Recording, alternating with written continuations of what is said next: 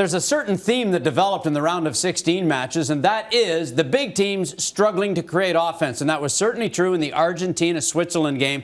That did not look like an Argentina team that's ready to win the World Cup. Fans of Argentina will have some questions about this. I think so. At the same time, Ottmar Hitzfeld has officially arrived at the World Cup. The Swiss coach renowned for defensive, suffocating soccer, getting the job done. And we saw that maybe for the first time from the Swiss on this day. Argentina had no answers until late in that match. Every time Messi got the ball, there were 3 or 4 defenders on him. And as mentioned yesterday, Jerry, without Messi, who's scoring goals for this team? And in the end, it was Angel Di Maria. He stepped up, had a decent game, lots of shots on goal, and finally got one on target that scored.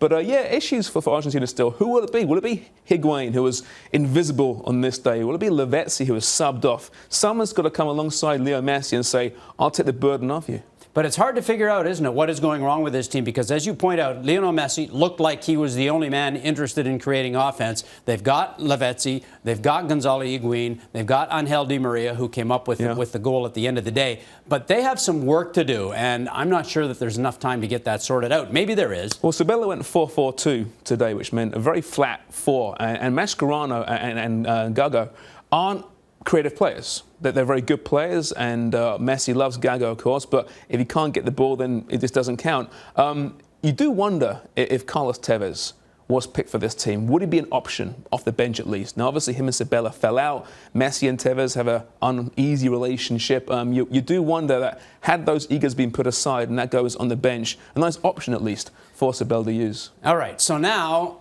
what happens is Argentina will play Belgium because Belgium defeated the United States. And you mentioned the omission of Carlos Tevez for Argentina, Landon Donovan for the United States. Maybe they could have used him. That was a terrific game, especially in the later stages. And one player they had to get a game out of, and they did, was Tim Howard. He was spectacular. He was amazing. Maybe a career game for Tim Howard. I mean, this guy, for me, is their best player. Yes, Dempsey's great. Yes, Donovan was great. Yes, Michael Bradley's a pretty special player. But Tim Howard is the most important and best player, has been throughout this World Cup. He was just brilliant. And for those that say 0-0s are boring, give him a good slap, all right? Because that was a great 0-0 through 90 minutes. And in the end, Julian Green came on, who was actually picked instead of Donovan. He scored the goal. So it was a tight affair, but what a match. Well, Howard made a record 16 saves in the World Cup. That's a record. Nobody's ever done that before. Now, Belgium, they're an interesting situation because we've been talking about this team as a collection of great players, but would they come together and go deep into the World Cup? They started to look like that in this game because they definitely dominated the United States. In the second half especially, they were very, very good. They couldn't quite finish, but they were creating chances,